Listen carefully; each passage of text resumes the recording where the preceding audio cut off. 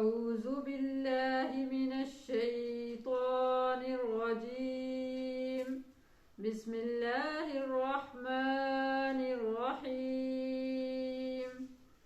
يوصيكم الله في أولادكم للذكر مثل حظ الأنثيين، فإن كن نساء فوق اثنتين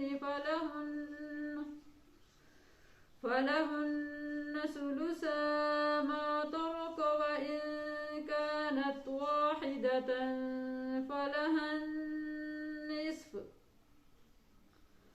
ولأبويه لكل واحد منهما السدس مما ترك إن كان له ولد، فإن لم يكن له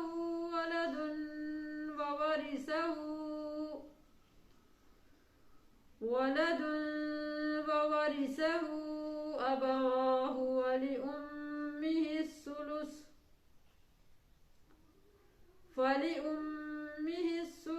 فإن